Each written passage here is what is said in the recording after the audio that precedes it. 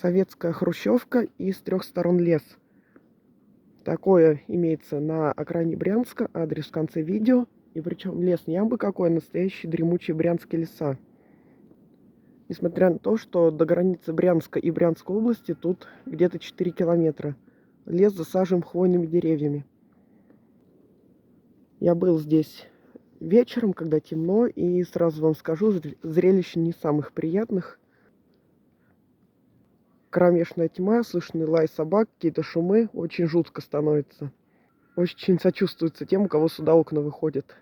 И находится этот дом на окраине Фокинского района по адресу Уральский переулок, 14.